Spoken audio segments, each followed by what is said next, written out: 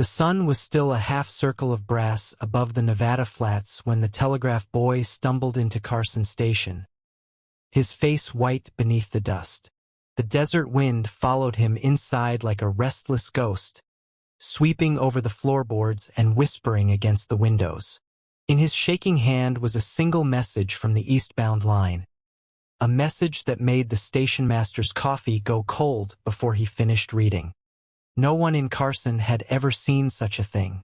The railroad was the heartbeat of the new America. Steel veins carrying progress, hope, and wealth through land that had once belonged to silence. But now it seemed the heart had stopped. By noon, a crowd gathered near the tracks. The desert shimmered with heat, the air thick with that peculiar stillness that comes before revelation. When the train appeared on the horizon, it did not whistle. It glided slow, deliberate, heavy. Its wheels screeched against the rails like something wounded. And when it stopped, the doors refused to open. The first man to board was Marshal Henry Cole, a veteran of the war, a man who had buried enough bodies to fill his sleep for the rest of his years. He climbed the iron steps and pulled open the nearest door. What he saw made the color drain from his face. Inside, the passengers sat as if alive. Hats still on heads, newspapers folded neatly on laps, but every face was pale, every eye fixed and dry. There was no sign of struggle, no blood, no wound, just a strange scent in the air, metallic and sweet, like copper left too long in the sun. When the townsfolk followed, someone whispered, "They look peaceful." Marshal Cole shook his head. "Peace has a pulse," he said. "This is something else." In the corner seat of the second car sat a young black scholar, notebook still open on his knees. His name was Nathaniel Reeves, a graduate of Fisk, traveling west to document the lives of freedmen who had come seeking fortune on the new frontier. He had written half a page when death took him. The ink had bled into the paper, forming a single unfinished line.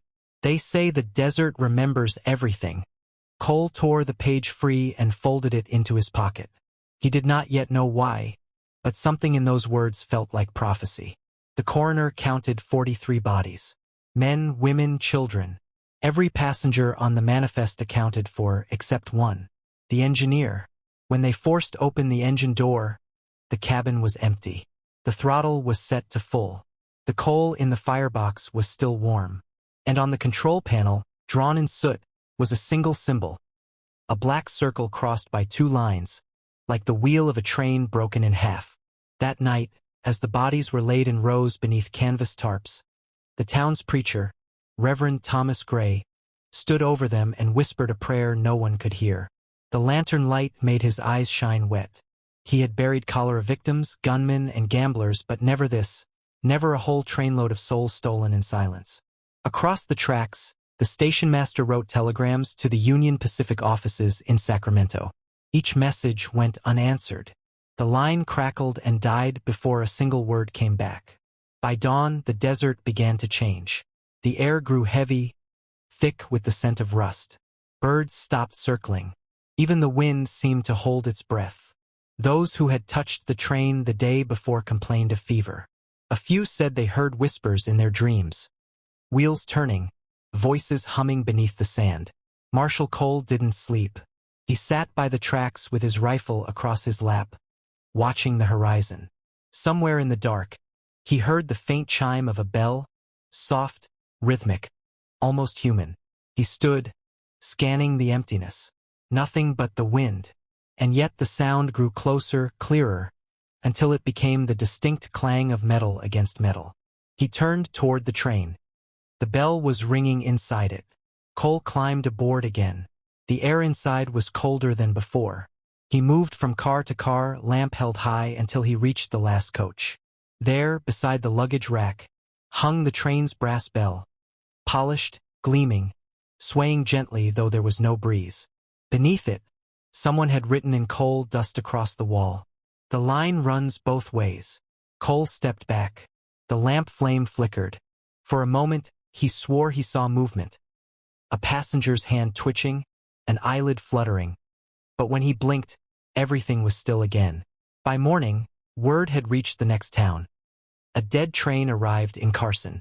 People came to see it, like pilgrims visiting a relic of sin. Some brought crosses, others cameras. The preacher warned them not to touch anything. "The Lord marks what he means to keep," he said. But greed travels faster than faith. A group of prospectors pried open the freight car, hoping to find gold or government goods. They found only crates of mining tools and several barrels of mercury. Within an hour, 2 of them fell ill, coughing blood. By nightfall, they were dead. No one went near the freight car again. Nathaniel Reeves's notebook was given to Eleanor Price, the town's schoolteacher, to catalog. She was the only one with a scholar's patience left in that place. She read his final entries by lamplight, her fingers trembling. "The West is not new, it is only forgotten. The bones beneath these rails are older than the Republic, older than the men who think they own it. I hear the ground hum when the trains pass. It sounds like morning." Eleanor closed the book and stared at the window. Outside, the horizon flickered faintly, as if lightning were trapped beneath the earth. The next day, the bodies were loaded into wagons for burial. But when the procession reached the cemetery ridge, a dust storm rose out of nowhere, sharp, red, and thick enough to blind a man. By the time it cleared, half the graves had vanished. The sand had filled them, leaving no trace. "Maybe the desert wants them back," someone said quietly. That night, Reverend Gray called a meeting in the church. The pews were full, faces ghostly in the lamplight. "This land," he said, voice trembling, "was not meant for men to conquer. We drive our rails across its heart and call it progress. But the desert remembers every spike, every drop of sweat, every life stolen for its glory. Maybe this train didn't carry the dead. It carried the debt." No one answered. The wind rattled the windows, and far off, beyond the town, came that sound again, the faint, steady hum of a train that no longer ran. Marshal Cole rose slowly. "If the line runs both ways," he said, "then maybe it's coming back." Outside, the moon hung low, swollen and red. The empty train sat on the tracks, silent, motionless. But if you looked close enough, you could see the frost forming along its iron skin. Patterns like veins, like maps of forgotten rivers. And deep inside the last car, under the glow of a dying lantern, the young scholar's notebook turned a single page on its own. The following morning rose pale and reluctant over the silver hills of Nevada. Frost still clung to the railings of the depot like the ghost of some forgotten winter, though the calendar swore it was spring. Sheriff Amos Kellen stood on the platform, watching the long, steel serpent that had slithered into town the night before, the Central Pacific number 49. Its cars sat still, silent, and heavy with their unspoken cargo. Word had spread through the mining town faster than the chill wind could carry it. The Carlin Gazette man was already scribbling in his notebook, muttering about another damned calamity in the desert. Women clutched shawls to their throats. Men chewed their tobacco slow and hard, and nobody wanted to be the first to open the doors of that train. Amos had seen death before. Nevada in 1873 was no place for tender hearts. There were mining accidents, cholera, dust storms that buried travelers alive. But this was different. He felt it in the silence. Death usually screamed before it came. This one had arrived quiet, polite, and punctual. At last, a brakeman, his hands trembling, pulled the latch. The stench came first. A thick, greasy wave of rot and iron. Flies burst out in a cloud like black powder. Then came the sight, the impossible sight. Dozens of bodies stacked inside like cordwood. Men, women, children. Their clothes torn by the desert. Their faces pale as the salt flats. A few were Chinese laborers, others Irish or freedmen. All the kinds of folk who laid the rails and vanished nameless into history. Someone gasped. Someone else vomited. Amos took off his hat. "Lord have mercy," he muttered, not sure if he meant it. Among the corpses, one thing caught his eye, the manifest nailed to the inner wall of the car. The ink was smudged, but one line remained clear. Origin, Reno. Destination, Promontory. Cargo, 47 workers. Chinese, Negro, Irish. No mention of the dead. No cause. No signature. The sheriff tore it down, folded it, and slipped it into his pocket. "Get me the station master," he ordered. Inside the depot, the kerosene lamp flickered, casting sickly light across the timetables. The station master, a thin man named Holcomb, wrung his hat in his hands. "I swear, Sheriff, I didn't know. The papers said they were replacement workers, supposed to arrive at dawn." Amos leaned close. "And who gave the order?" Holcomb swallowed. "Mr. Davenport, sir, from the railroad office in Sacramento. Said it was urgent. Said the company couldn't afford delays." Davenport. Amos knew the name. A man with money, power, and no patience for questions. The kind of man who saw laborers as fuel. Outside, the sun was rising blood orange over the hills. It hit the rails and made them gleam like knives. The sheriff turned back toward the open cars, where a group of townsfolk had gathered, whispering about curses and cholera. But the old black preacher, Reverend Isaiah Pike, stood apart from the crowd. His face was still as stone, his eyes fixed on the train. "You see it too, don't you?" Amos asked him quietly. Reverend Pike nodded. "I see the hand of greed, Sheriff. It's got the color of sin, and it stinks the same. These men ain't just dead. They've been used." Amos frowned. "Used?" "Yes, sir." The preacher's voice trembled like an old hymn. "Fed into the machine that built this nation. I seen it before in the fields back east. Men work till they break, and when they die, someone buries them quick and replaces them before the dirt cools. But this," he looked at the cars again, "this here's a warning." By noon, the town coroner, Dr. Lydia Henning, had begun her examination in the freight yard. She was one of the few educated women in the territory. Her hands steady and her eyes sharper than any man's. She moved from one body to another, murmuring notes. "No sign of gunshot wounds," she said. "No knife marks either. Most died of suffocation or exposure." "Locked in the car?" Amos asked. "Likely," Lydia replied. "And by the look of the lividity, they've been dead at least 3 days. The train's been traveling with the dead all that time." A cold shiver passed through Amos. "God help us." Lydia straightened up.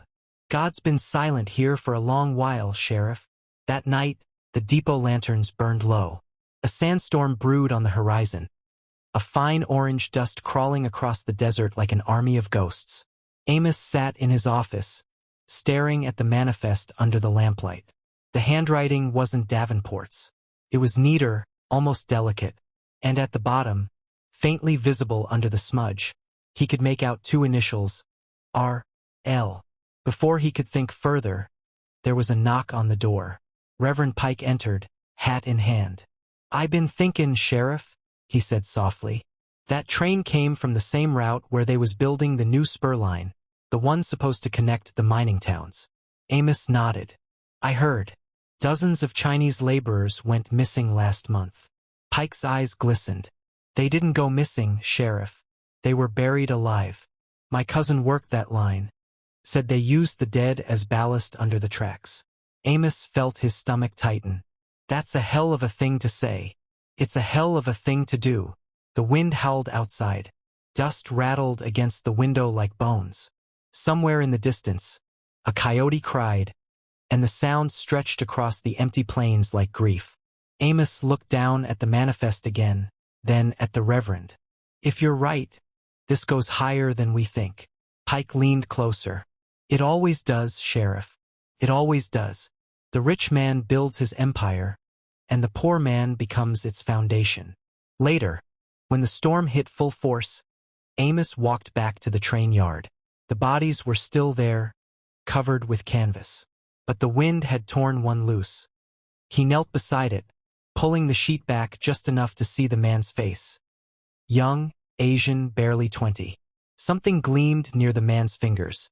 A small metal token stamped with the letters Earl, the same initials. Amos closed his eyes. The wind screamed through the rails, and for a moment, it sounded almost like the wail of the dead. The morning after the storm, the world smelled of dust and metal. A pale sun rose over Carlin Station, its light crawling reluctantly across the rails as though afraid to touch them. Sheriff Amos Kellen stood beside the dead train once again, his coat collar pulled high against the cold. Nothing had changed except the silence, the kind that feels watched. Behind him, Reverend Pike murmured a prayer for the dead. His words drifted like smoke, mixing with the faint scent of rust and decay. The people of Carlin had stopped coming to see the train. Curiosity had turned into superstition. They whispered that the rails were cursed, that the dead had been taken as payment for something dark and old, something beyond law or reason. But Amos wasn't a man for curses. He believed in men, and what men were capable of when greed replaced God. He had to go to Sacramento. 2 days later, Amos boarded the westbound train. This one carried no dead, only noise, commerce, and men in stiff suits who talked about stocks and shipments as though the land beneath them wasn't soaked with the sweat and blood of workers. As the desert gave way to pine valleys and the Sierra's white ridges, Amos sat staring out the window, watching the miles slide by like sins on a confessional floor. He thought about the young Chinese man whose hands still clutched that metal token, RL, and about Lydia Henning's autopsy reports folded in his satchel. Suffocation. No signs of struggle. Locked in. Forgotten. Somewhere between Reno and Truckee, a man in a dark coat took the seat across from him. Clean-shaven, pale eyes, a silver chain on his vest. "You're the sheriff from Carlin," the man said smoothly, as if stating a fact rather than asking. Amos looked up. "That's right. And you are?" The man smiled thinly. "Rutherford Lane, assistant to Mr. Davenport, Central Pacific Company. I heard you were looking for answers." Amos' hand drifted toward his coat pocket. "I didn't send word to Sacramento yet." Lane's smile didn't falter. "Information travels faster than trains these days, Sheriff, especially when it threatens profit." They sat in silence a moment. Outside, the forest rushed past in flashes of green and gray. Amos studied the man. Lane had that polished calm of someone who had never lifted a thing heavier than a pen, and never written anything that cost him his sleep. "You work for Davenport," Amos said finally. "Then maybe you can explain why I found 47 dead laborers in one of your company's cars." Lane sighed, like a teacher correcting a child. "Tragic, yes, but not our doing. Likely an accident, dehydration, or perhaps they were locked in by mistake. 3 days locked in. No food, no air. That's one hell of a mistake," Amos snapped. Lane's eyes sharpened. "Be careful, Sheriff. The railroad is the spine of this country. Break it and everything collapses. Best not to make enemies you can't see." Amos leaned forward. "I already saw 47 of them. They're in my freight yard." Lane's jaw twitched. "You have spirit, I'll give you that. But spirit doesn't change facts. Men die building progress, always have. What matters is what gets remembered. And that, Sheriff, is written by men like Mr. Davenport. Not by men like you." The train lurched suddenly as it hit a curve. The light flickered. Amos caught a faint reflection of Lane's face in the window. Cold, hollow, and something else beneath it. Guilt, maybe. Or pride. When the train stopped in Sacramento that night, Lane tipped his hat and vanished into the crowd. The city was a furnace of sound and smoke, clanging metal, shouting men, and the endless thunder of trains. Amos walked through the depot, boots heavy with dust. He'd seen cities before, but this one pulsed like a heart gone wrong. The railroad company's main office loomed over the street, its brass sign gleaming. Central Pacific Company, office of Mr. Henry Davenport, President. Inside, everything smelled of cigar smoke and paper. Clerks moved like insects, busy, mechanical, and silent when Amos entered. "I need to speak to Mr. Davenport," he said. A young secretary with perfect curls frowned. "He's in conference. Then he can unconference. This is about 47 dead men found on one of his trains." That caught attention. A door opened at the far end of the hall. Out stepped Henry Davenport himself. Tall, silver hair slicked back, eyes sharp enough to cut glass. "Sheriff Kellen," he said, "you're a long way from home." They went into his office. Walnut desk. Gold clock.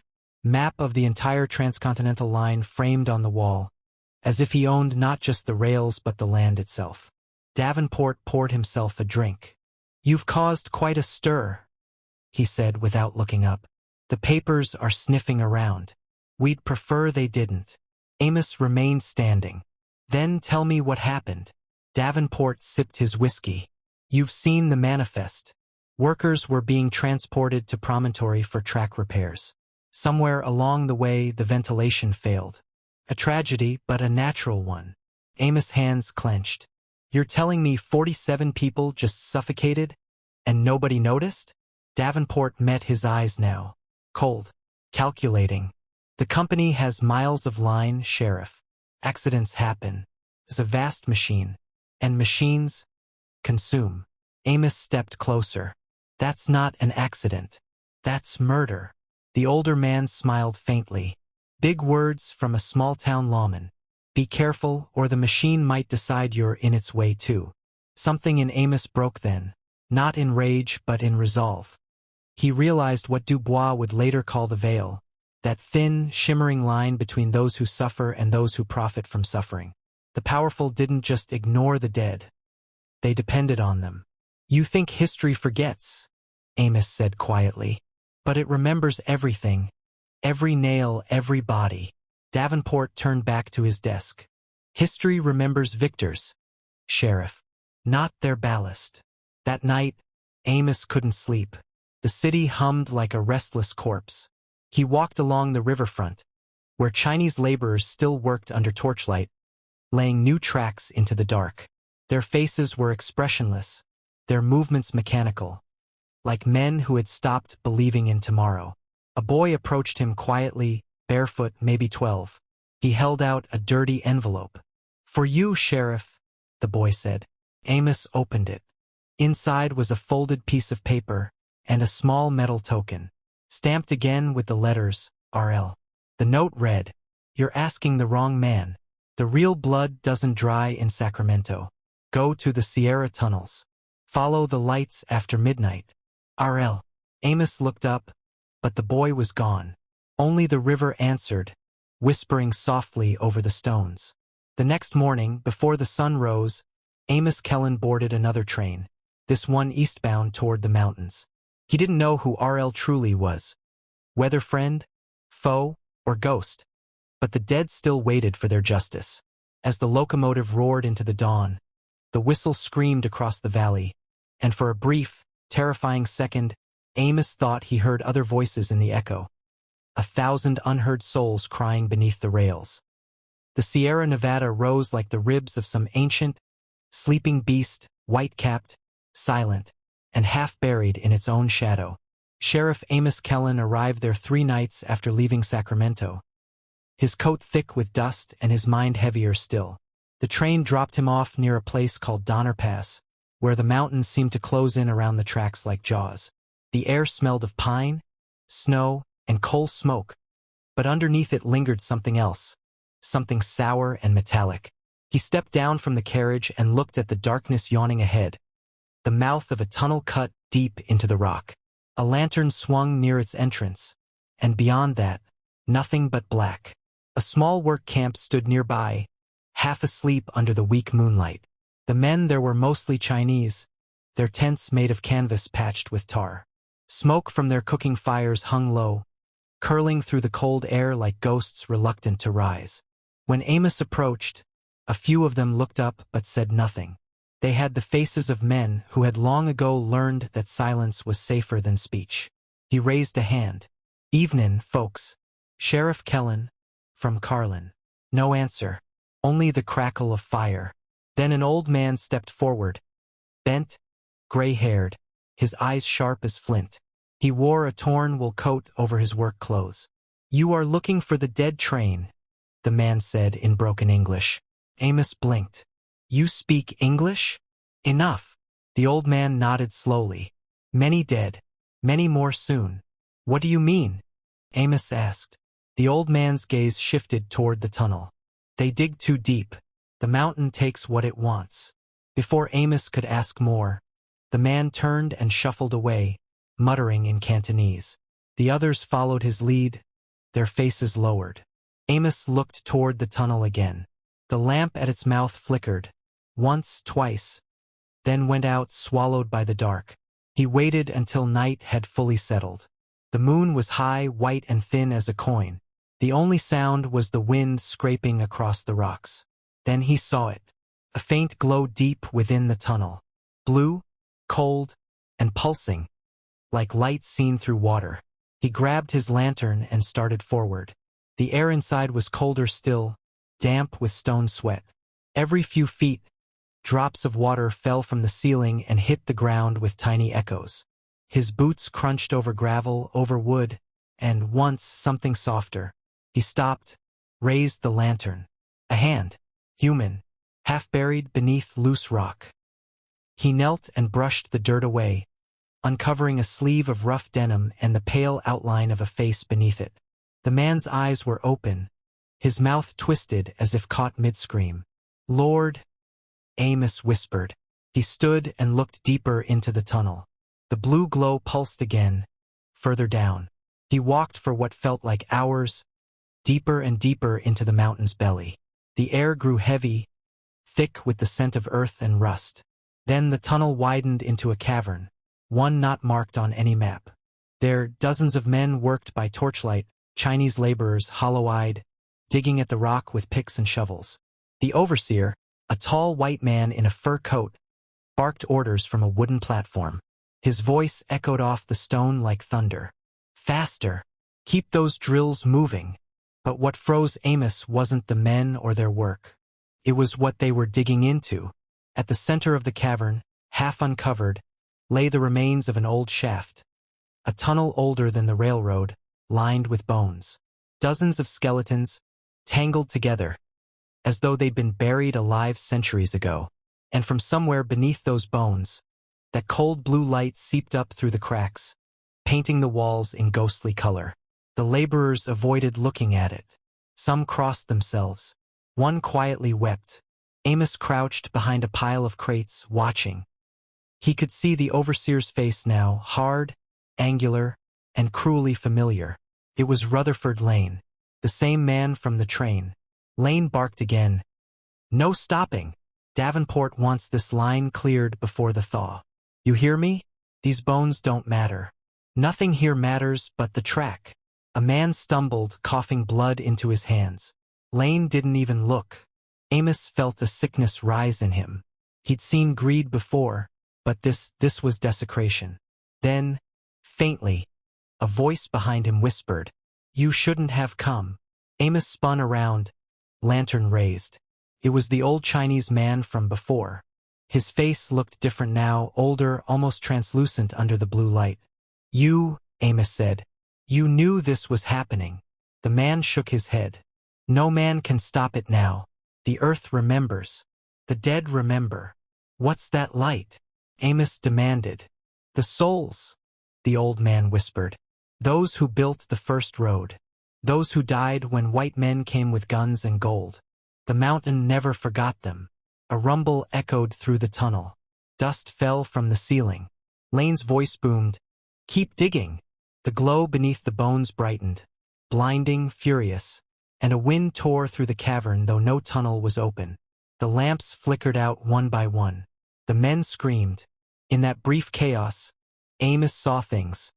Shapes moving between the torches, pale faces with hollow eyes, the outlines of hands reaching from the cracks in the earth. The mountain was waking. When Amos opened his eyes again, he was lying near the mouth of the tunnel. The morning sun was bleeding into the valley, turning the snow pink. The air was thick with smoke and dust. The camp was gone. The tunnel had collapsed. Nothing left but a heap of stone and silence. He dragged himself to his feet, coughing. There was no sign of the workers, no sign of Lane, no sound but the wind. Then he saw something glinting among the rubble, a half-crushed metal token, stamped as always RL. He picked it up, staring at it in the sunlight. The mountain loomed behind him, silent again, as if nothing had ever happened. But Amos knew better. Something down there was awake now, And it wasn't done with him. The telegram reached Sacramento at dawn, though no one could read it anymore. It was found later, half-burned in the station's stove. Only a few words legible. Tunnel collapsed. Many dead. Blue light, tell. Davenport. Sheriff Amos Kellen sent that message before he started the descent back down the mountain. But the company saw to it that no one ever received it whole. By the time Amos returned to the city, a week had passed. The Sierra storms had rolled in, burying the wreckage beneath new snow. The railroad offices were busier than ever. Trains leaving every hour, clerks shouting over one another, the sound of progress drowning the echo of death. Inside Central Pacific headquarters, everything gleamed again. No trace of tragedy, no mention of the men who'd vanished in the mountain. "Mr. Davenport isn't seeing visitors," said the secretary when Amos stormed in. "Then tell him I'll see him in hell," Amos growled. He pushed past her. The heavy door to Davenport's office flew open. The man was there, standing by the window, immaculate as always, a cigar smoldering between his fingers. "Well," Davenport said evenly, "the prodigal sheriff returns." Amos slammed the crushed metal token onto the desk. "How many, Davenport? How many men did you bury this time?" Davenport studied the token, the faint letters RL etched into its face, then looked back up, smiling faintly. "You found another of those, did you?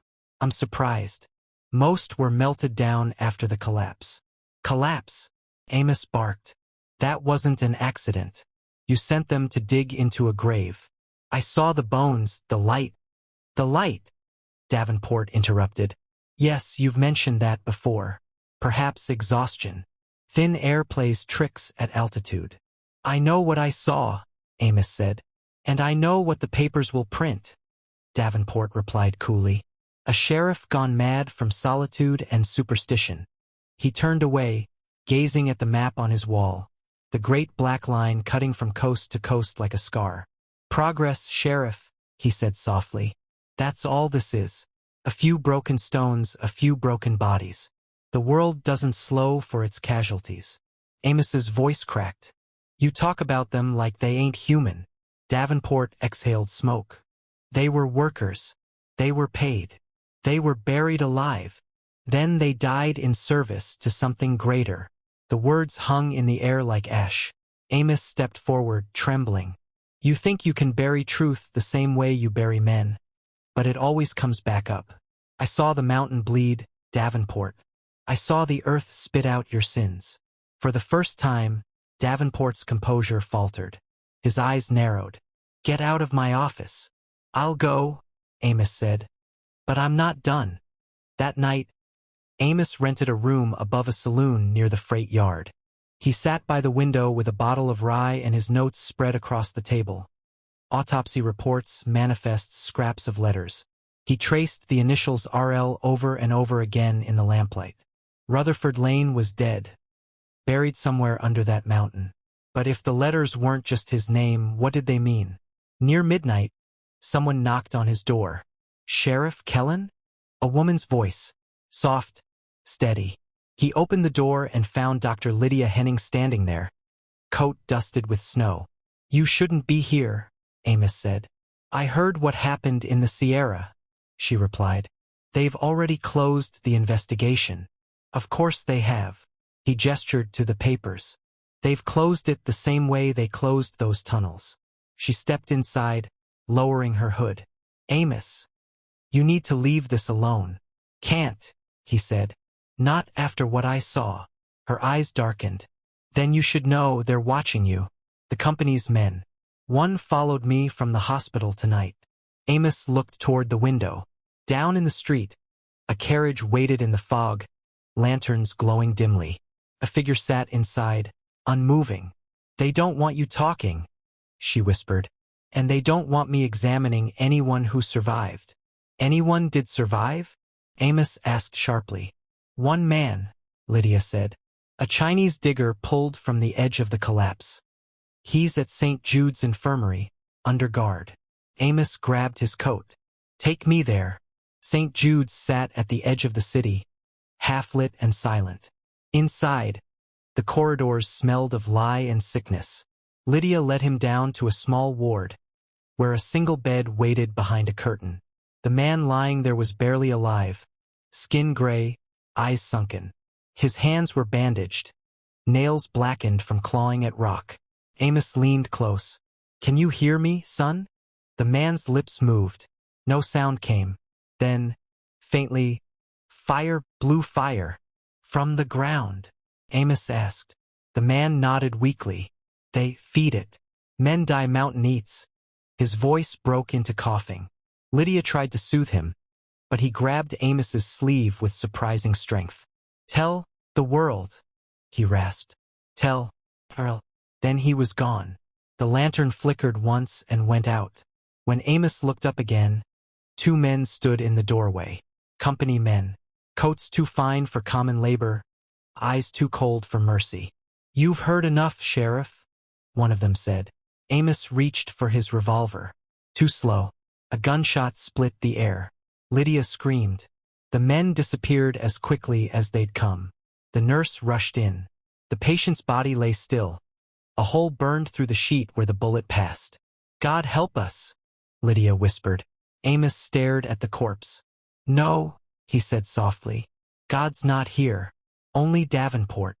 The next morning, the Carlin Gazette printed a brief notice. "Mining incident at Donner Pass. All workers accounted for.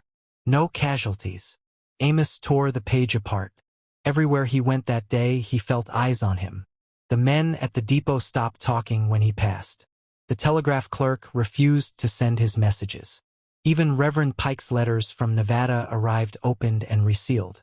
That evening, when he returned to his room, he found his papers gone. His satchel emptied, his notes burned in the fireplace. But on the table lay a single object. A metal token, untouched by flame. Earl. Beneath it, a scrap of parchment, written in a hand he didn't recognize. "If you want truth, come alone. Midnight. The old rail yard. R.L." Amos closed his eyes. He could feel the mountain breathing in the back of his mind. The whisper of the dead traveling through every mile of track between Nevada and California. He loaded his revolver. Midnight found him standing among the rusted cars at the abandoned yard.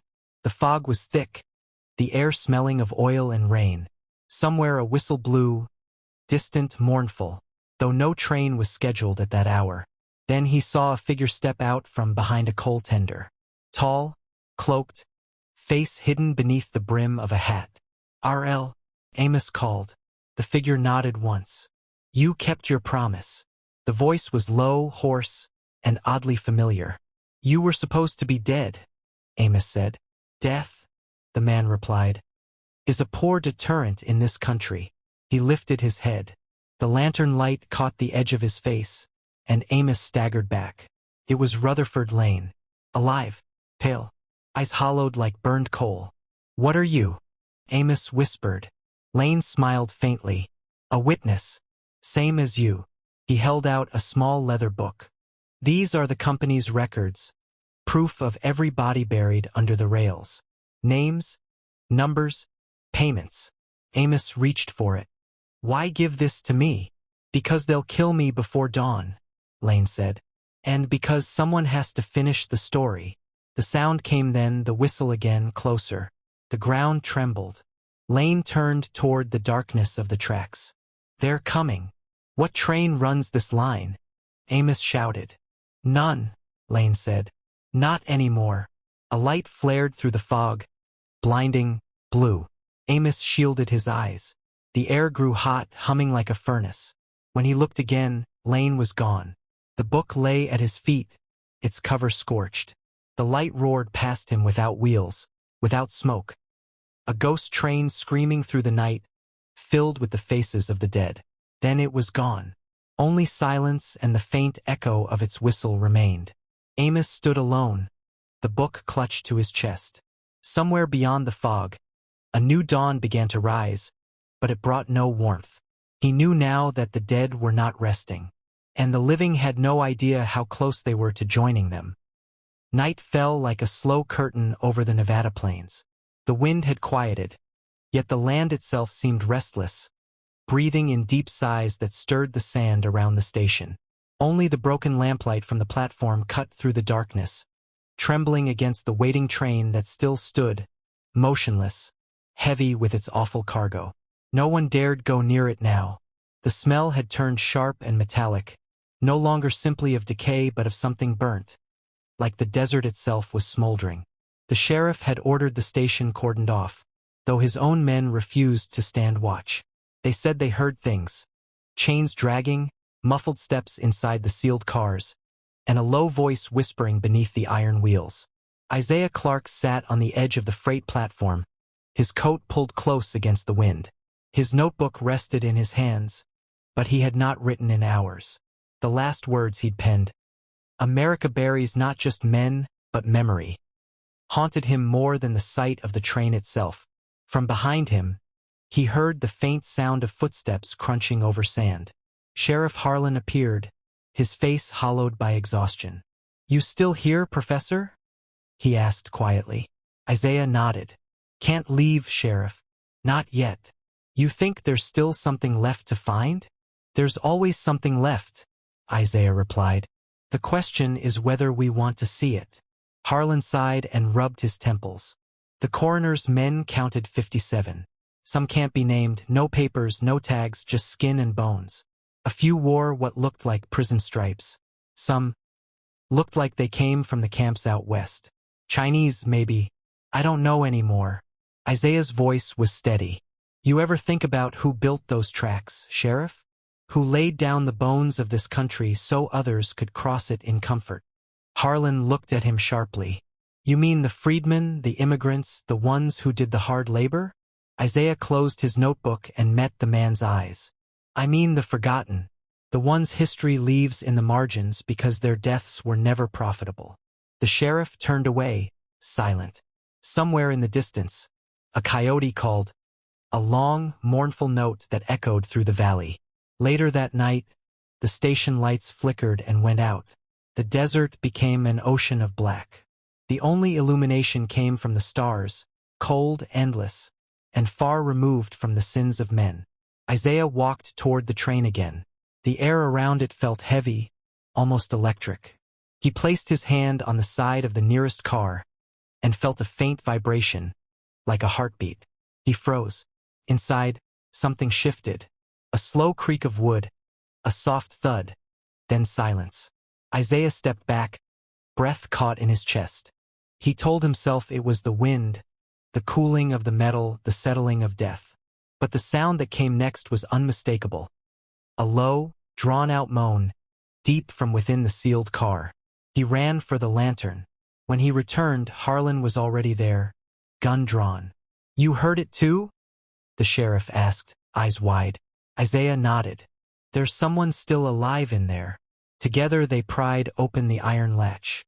The door gave with a groan, releasing a gust of air so foul it made them both reel back.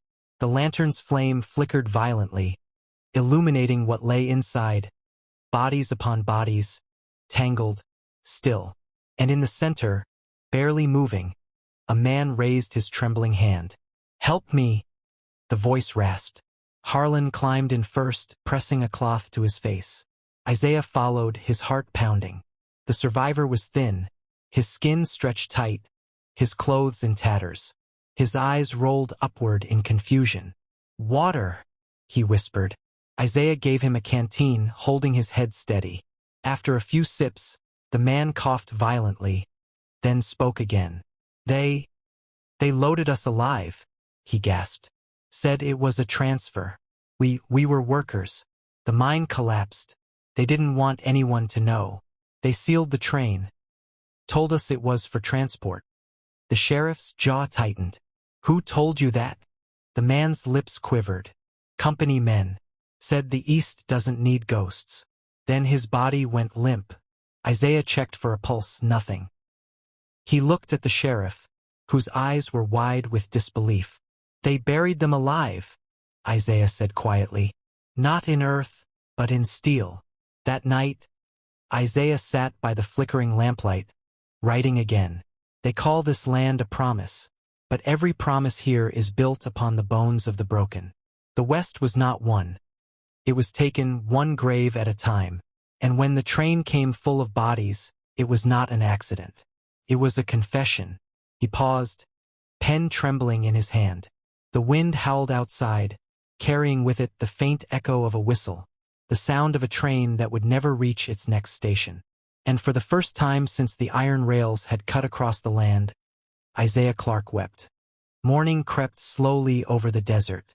The first light came like an apology, pale, uncertain, touching the tips of the rails that stretched eastward into a haze of dust and silence. Sheriff Harlan hadn't slept. His boots were still marked with ash from the previous night, and his eyes carried the same tired weight Isaiah Clarke had seen in men who'd stared too long at truth. Inside the station office, a pot of coffee hissed and popped over a weak flame. Harlan poured 2 cups and slid one across the desk. "Company men are riding in from Carson City," he said. "They'll want the site closed. They'll call it an accident. Maybe a transport error." Isaiah stirred his cup slowly. 57 lives aren't a clerical error, Sheriff. "No," Harlan muttered. "But paperwork makes the dead quiet." The silence between them was heavy. The telegraph clicked somewhere in the background, sending messages east. Cold, metallic syllables that carried excuses instead of confessions. Isaiah pulled out his notebook. His pages were smudged with desert grit and dried sweat. On the first clean line, he wrote, "Truth is the one cargo this nation refuses to deliver." By midday, they saddled their horses and rode toward the Central Pacific Company depot 15 miles away. The desert shimmered with heat, mirages flickering like ghosts above the sand. Along the tracks, they passed the remains of a collapsed bridge. Timbers splintered, bolts rusting, a cross of industry's ambition. Every mile of iron felt like a grave marker. The depot loomed out of the mirage. A long wooden building with high windows and the company's crest carved into the beam above the door. A telegraph pole leaned to one side, its wires humming faintly in the wind. Inside, the air smelled of ink and sweat. Clerks worked hunched over ledgers, their sleeves rolled, their eyes sharp as razors. Harlan flashed his badge. "Sheriff's inspection," he said. "We're tracing the manifest for the train that arrived at Dry Creek yesterday." The head clerk, a thin man with spectacles and a carefully groomed mustache, blinked in confusion, then quickly regained his composure. "That would be engine 247, I believe. A routine cargo run." "Routine," Isaiah said quietly. 57 corpses is not routine." The clerk paled but kept his voice steady. "I only keep numbers, sir, not names." "Then show us the numbers," Harlan ordered. In the record room, rows of iron safes lined the wall. The clerk produced a ring of keys and unlocked one, pulling out a thick, leather-bound ledger. The handwriting inside was neat, too neat.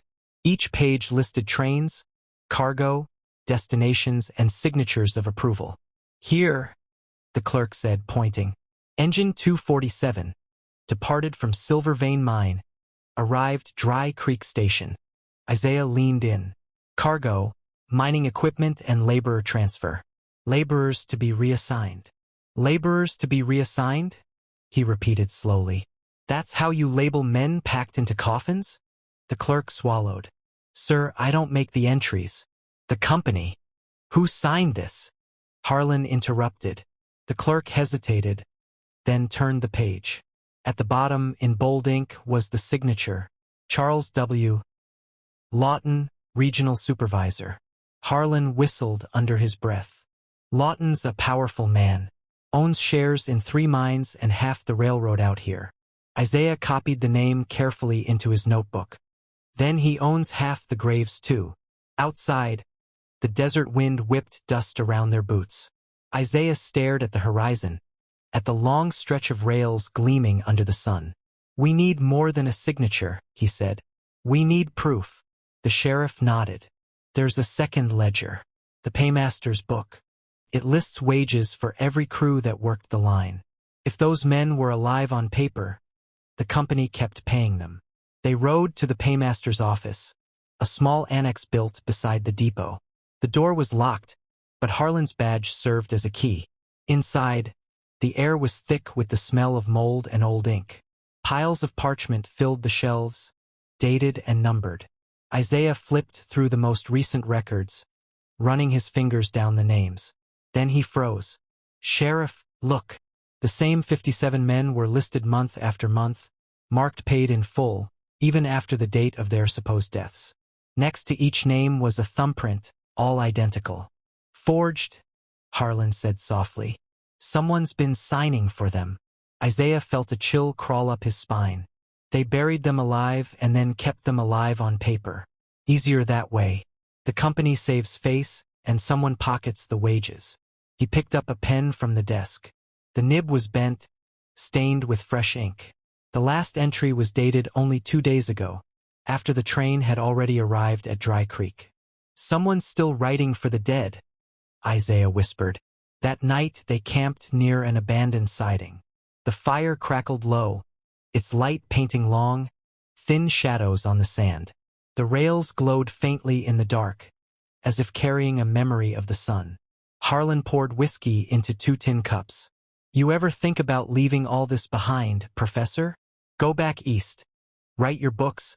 Let the desert keep its secrets. Isaiah smiled faintly. Secrets don't stay buried, Sheriff.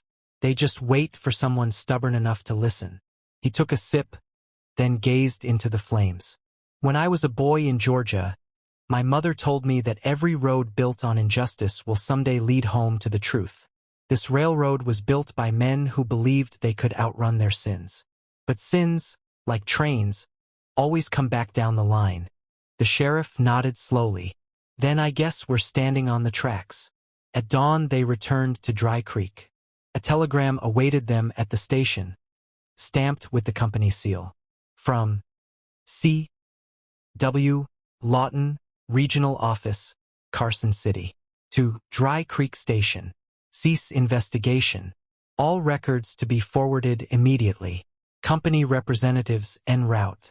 Any further inquiry will be considered trespass under federal law. Harlan read it aloud, then folded it carefully. They're trying to shut us down. Isaiah's eyes hardened. Then we're getting close. He walked to the platform, staring at the still silent train. Its metal sides were streaked with rust and dried rain, its wheels half buried in sand. He touched the iron gently, almost reverently. These cars carried more than bodies, he said. They carried the evidence of a nation's conscience. And conscience, once awakened, doesn't go back to sleep. Harlan glanced down the line. What's our next move? Isaiah turned to him, a faint fire in his eyes. We go to Carson City. We find Lawton, and we make him read his own ledgers out loud. The sheriff smiled grimly. Then saddle up, Professor. The rails won't rest, and neither should we. That night, as they rode toward the distant glow of the city, the wind picked up again. Behind them, far down the track, a faint whistle sounded. A low, mournful cry that rose and fell like breath. Isaiah looked back, and for an instant he thought he saw the ghostly outline of the train moving slowly across the desert, its lights flickering like dying stars. He didn't tell the sheriff. Some truths, he thought, are meant to haunt quietly. He took out his notebook and wrote beneath the trembling lantern light. Men build railroads to cross the wilderness, yet it is not the wilderness that frightens them. It is the memory of what they buried beneath it.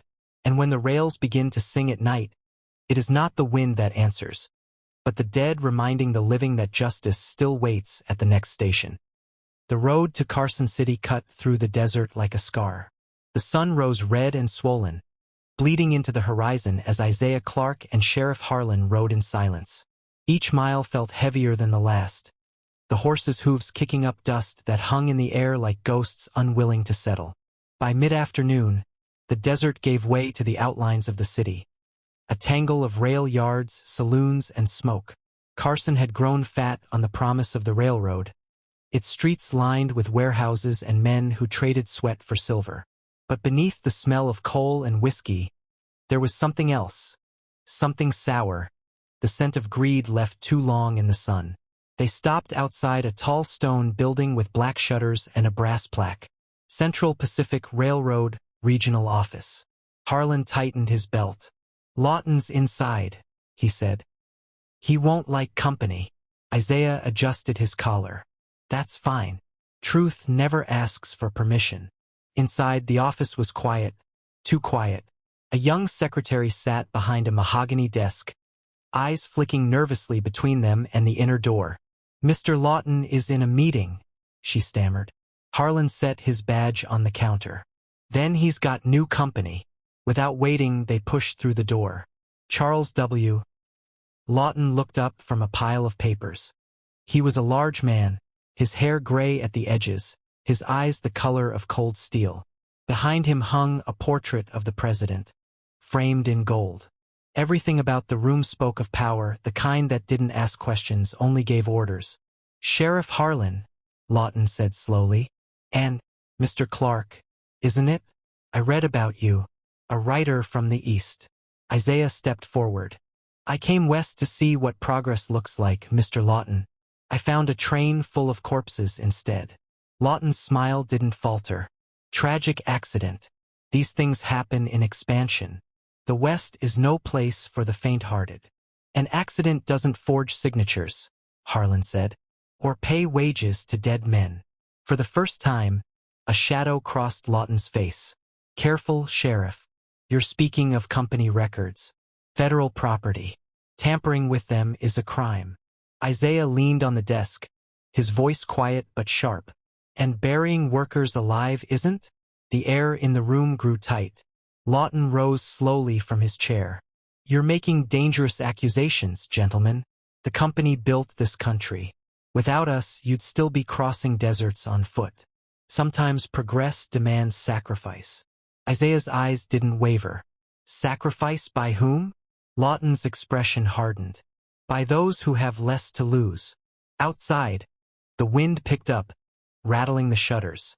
For a long moment, the only sound was the hum of the telegraph wires. Isaiah spoke first.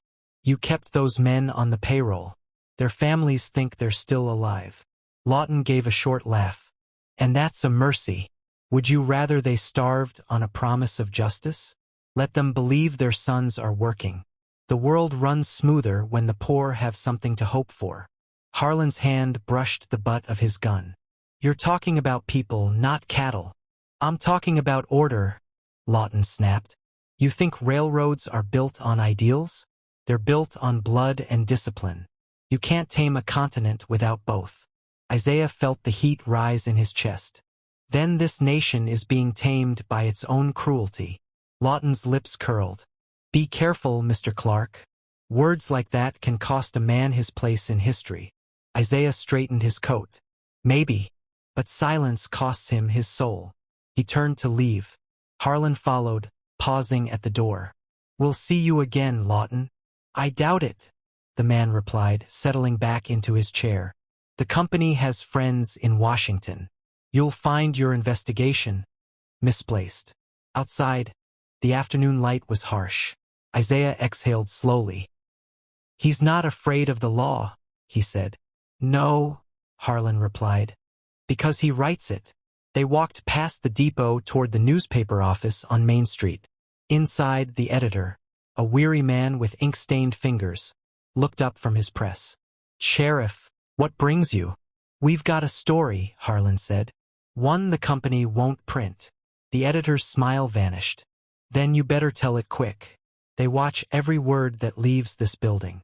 Isaiah placed his notebook on the table. 57 men, buried alive. We have ledgers, signatures, and the name of the man who signed them. The editor hesitated, eyes darting to the door. "You're brave, but you don't understand. Lawton owns half the presses in the state. You print this, you'll vanish by morning." Isaiah closed the notebook softly. "Then I'll print it myself." That night, in a rented room above the stables, Isaiah and Harlan spread their evidence across a rickety table. The oil lamp hissed as the wick burned low. Outside, the city buzzed with the drunken roar of miners and gamblers. But here there was only paper, ink, and the weight of decision.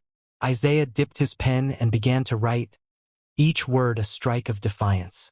The iron road that binds the continent was laid not only with steel, but with the bones of men whose names will never be carved into monuments.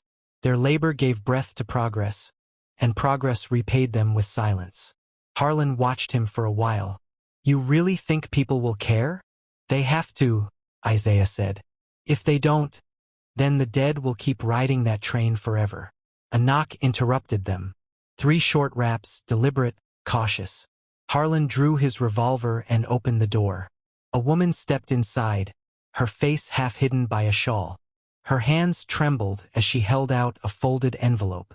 "You don't know me," she whispered, "but my husband worked at the Silver Vein mine. He was on that train." Isaiah took the envelope gently. Inside was a single page torn from a ledger, marked with Lawton's signature, and beneath it, a list of payments to government inspectors. "Where did you get this?" he asked. The woman's eyes glistened. "From his coat. They said he died in an accident, but I know better. Tell the world what they did. Make them remember his name, Thomas Lee." Then she turned and vanished down the hall before they could stop her. Isaiah unfolded the page again, tracing the ink with his finger. "This isn't just company corruption," he murmured. "This goes all the way to Washington." Harlan's voice was grim. "Then we're standing against more than one ghost." Later, when the city had gone quiet, Isaiah looked out over the desert from the window. The moon lay pale on the rails that cut through the valley, silver veins of guilt shining in the darkness. He whispered to himself, "Empires don't fall when their enemies attack. They fall when the truth they buried starts to breathe." He turned back to the table, dipped his pen once more, and began writing the headline that would set the West on fire. "The Train of Silence. How the Railroad Fed Its Workers to Its Own Wheels." And in the corner of the page, he signed his name, Isaiah Clark, Dry Creek, Nevada. The town of Silver Grove had changed since Isaiah Clark first stepped off that cursed train. Once a dusty, sun-blasted stopover for the railroad crews, it now breathed under the weight of too many graves. The desert winds had begun to sound like the whispers of the dead. Every gust carried the taste of rust, salt, and something else, guilt. By early spring of 1874, the investigation had turned from rumor to revelation. Isaiah had gathered testimonies from rail workers, miners, even the wives of men who had vanished into the sands. Sheriff Harlan, grayer and quieter than before, no longer doubted. He'd seen the company's letters, instructions from the Union Pacific's Shadow Board to dispose of all remains incongruent with contractual liability. They had buried not only men, but truth itself. And yet Silver Grove refused to forget. Isaiah spent his days writing, his journal swelling with accounts of the nameless laborers who built America's steel spine through its deserts. He wrote of Chinese men paid in half wages, of black freedmen promised land but given coffins, of Irish diggers who drowned in tunnels when dynamite met bad rock. Each line was a candle lit for the unremembered. At night, he'd walk the edge of town, where the rail line curved west toward Reno. There, the desert still held the twisted remains of old tracks, a section long abandoned after the accident. The local children dared each other to run across it, whispering that sometimes you could still hear the whistle of the train that never stopped. Isaiah heard it too once. The first time was in March, the same night the moon rose red over the Sierra Ridges. He had been reading by lamplight when the window began to hum softly, a vibration too low to name. Then came the sound, a whistle thin and hollow, from miles away, carried on the wind. But there were no scheduled trains that night. The depot master had told him himself. The line was closed for repair. Still, Isaiah stood outside, the cold biting his face, watching the tracks shimmer faintly under the moonlight. The whistle grew louder, a mournful cry, and for a fleeting moment he saw a shape, a phantom of iron and smoke sliding through the sand. It moved without steam, without fire, and inside its windows flickered pale faces. Faces of the men he'd written about. Then it was gone. When morning came, the tracks were cold as stone, but the echo lingered in his bones. Word spread. The townspeople began to whisper that the train had returned. The train full of bodies. Some said it came each month, on the same night, passing unseen through Silver Grove before vanishing into the desert. Others swore they'd heard the clang of shovels, as if men were still working beneath the earth, still trying to build something long after death. The company tried to silence the talk. Agents arrived in polished boots, handing out payments to discourage further speculation. But Silver Grove had already buried too much to be bought. A widow named Mrs. Hahn, whose husband had worked the night shift near Dead Man's Tunnel, refused the money. She stood on the church steps, holding a torn shirt soaked in dried blood. "My husband didn't die in an accident," she told the crowd. "He was buried alive with the others when they collapsed that tunnel. They sealed it with lies." Her cry broke something in the people, that last thin layer of fear. Men who'd been silent for months began to speak. Stories poured out like dust from a cracked jar. Isaiah listened, wrote, recorded every trembling voice. He was no longer an observer. He had become their witness, their chronicler, the last defense against erasure. By late summer, the company's patience wore thin. One evening, a stranger rode into town. A tall man in a long black coat, his hat pulled low, his horse lathered from the ride. He introduced himself as Mr. Callahan, representative of the Western Lines Safety Commission. But Isaiah saw the glint in his eyes, not of safety, but silence. That night, Sheriff Harlan found the church door kicked open, papers scattered, Isaiah's notes missing. Only a single page remained pinned to the altar with a railroad spike. In Isaiah's handwriting it read, "If they come for me, let this truth remain. They built a nation on bones, and the train that carried progress also carried the dead." Days later, Isaiah returned, limping, his clothes torn, his face bruised. He said little of where he'd been, only that Callahan had offered him a choice: take the money and rewrite the story as an accident, or vanish like the men he wrote about. Isaiah chose neither. He stayed in Silver Grove. He printed the first copies of his manuscript on a borrowed press, distributing them to nearby towns, mining camps, even church halls. The pamphlet was titled, "The Train That Arrived Full of Bodies," an account of truth buried beneath the rails. It spread faster than the company could burn it. But truth, once unchained, carries its own price. That fall, the ghost train returned, louder this time, its whistle cutting through the night like a wound. The townspeople gathered near the tracks, lanterns trembling in their hands. And through the shimmering heat of the desert, they saw it. The iron beast, spectral and solemn, crawling through the sand. Inside, row upon row of faces pressed against the glass. Chinese, black, Irish, all alike in death, staring back. The train slowed near the depot, its wheels grinding against invisible rails. Then, one by one, the windows went dark, except for one. Isaiah's reflection stared back at him. He stepped forward, heart hammering. The ground shook. The whistle screamed. For a moment, he thought he heard his own words echoing through the wind. That same line from his pamphlet. They built a nation on bones. And then the train was gone. Only silence remained, the kind that felt alive. Weeks later, Isaiah's manuscript reached New York. The press called it fiction. The railroad called it slander. But those who'd seen the ghost train knew better. They knew the desert remembers what men forget, and that sometimes the past rides the rails at night, looking for justice that never came. Silver Grove never rebuilt the line. The tracks were left to rust, half buried in the sand, curving toward nowhere. And yet, on quiet nights, travelers along the Nevada plains still report hearing it. A distant whistle, a phantom cry, and the faint, rhythmic clatter of iron wheels rolling toward eternity. Winter crept into Nevada like a thief, slow, bitter, and uninvited. The desert wind carried shards of ice, rattling the tin rooftops of Silver Grove. The once bustling town now lived in half-shadow, its people moving with the caution of those who had seen too much. The ghost train hadn't been heard for weeks, but its absence only deepened the silence. Isaiah Clarke no longer slept. He wrote by candlelight, his fingers raw, his eyes hollow from sleepless nights. The manuscript was finished. The train that arrived full of bodies, but it felt unfinished inside him, as though one more truth still hid somewhere, one more scream buried under the desert floor. Every night, He heard faint tapping beneath the wooden boards of his cabin, like the echo of picks against rock.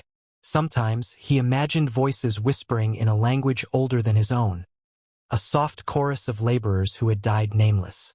But on the 12th night of December, the voices became footsteps. He awoke to the sound of boots outside, careful, deliberate, circling the cabin. The oil lamp flickered as if reacting to a change in the air. Isaiah stood, heart hammering. "Who's there?" No answer. Only the wind scratching against the window. Then came the knock, 3 sharp raps, like the striking of a telegraph key. Isaiah opened the door slowly, and the wind pushed in, carrying a storm of dust and snow. Standing there was Sheriff Harlan, older, thinner, his face lined by sleeplessness. In his hand was a telegram. "It started," he said, voice trembling. "New York, Washington. They printed your story. Every paper from the Tribune to the Chronicle. The railroad's finished, Isaiah. Men are resigning, boards collapsing. They're calling it the Nevada atrocity. You did it, son." Isaiah didn't answer at first. He looked past Harlan at the dark horizon, where the tracks disappeared beneath snow and moonlight. The storm had uncovered a portion of old rail, glinting like the bones of something long dead. "I only told the truth," he said softly. "But the truth doesn't end with ink." Over the next days, the nation reeled. Newspapers demanded inquiry.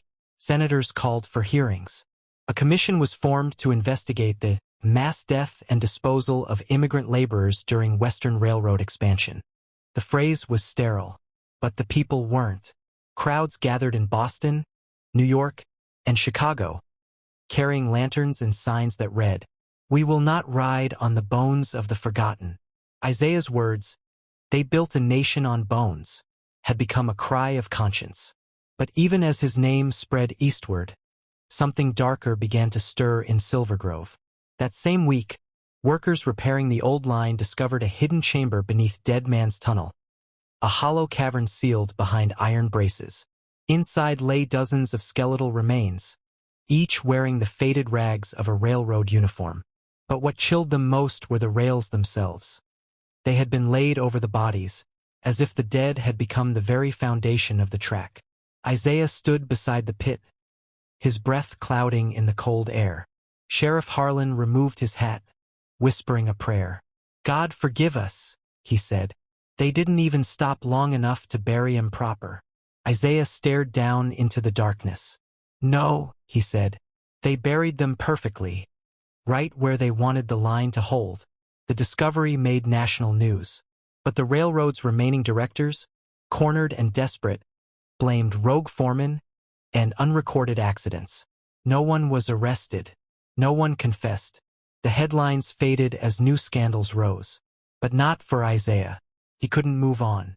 Each night he walked back to the site, standing among the mounds of disturbed earth.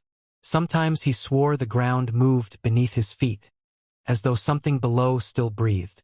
The desert had kept its secrets for too long, and in revealing them, Isaiah had woken more than he understood. On the 7th night after the discovery, as snow fell soft and heavy, he saw the glow again, that faint golden shimmer down the abandoned track. The ghost train had returned. This time he did not run. He stood in the center of the rail bed, arms crossed, as the air thickened with heat and sound. The whistle rose from nothingness, a cry not of metal, but of mourning. The train emerged from the dark like a wound reopening, iron without weight, smoke without fire. Its windows blazed with pale light, and inside, the faces watched him, row upon row of the dead. Among them, Isaiah saw the man who'd once shared his canteen in the desert, the Irish digger who'd told him, "If I die here, write me down, won't you?" He saw Mrs. Hahn's husband, still clutching a rusted shovel. He saw the nameless boys who had vanished into the sand. The train slowed. Steam hissed though there was none. A door opened, though no hand moved. A voice, not from the air, but from within him, spoke. "You gave us names again. Now give us peace." Isaiah stepped forward. "How?" he whispered. "Ride with us. Witness the rest." He hesitated only a moment. Then he climbed aboard. The world outside fell away. Time folded. The train roared through a darkness deeper than night, through tunnels made of memory and grief. Each window showed a scene of the past. Men laying track under a merciless sun, overseers with whips, bodies collapsing, others forced to keep digging. Isaiah walked the length of the train, tears burning his eyes. Every seat was filled, thousands of faces, young and old, all silent, all waiting. At the final car, he found an empty seat. On the window beside it, words began to etch themselves in frost. Write what you see. Don't let them clean the blood from the story. When he turned, the faces were fading. The light dimmed. The whistle began to fade into silence. Then everything went black. At dawn, the townspeople found the tracks empty, untouched by snow. Isaiah's cabin door was open, his lantern still burning. On his desk lay a fresh page, his handwriting trembling, but unmistakable. It read, "I rode with the dead. They do not rest easy, but they forgive no more lies. The train carries on, not through iron, but through every heart that dares forget." He was never seen again. Weeks later, the final hearing of the Railroad Commission declared the company guilty of negligence but not murder. The verdict satisfied no one. Yet Isaiah's manuscript, now reprinted across the country, would outlive them all. His words became scripture for a generation of men and women who demanded justice, dignity, and memory. Long after the desert winds erased the last rails, the story remained. Told in classrooms, whispered in protests, quoted by writers who sought to remind America of the cost of its progress. And in Nevada, when the wind is right and the night is long, travelers still swear they see the glimmer of a locomotive in the distance. Silent, gleaming, eternal, carrying Isaiah Clarke and the uncounted souls westward, through the horizon that never ends.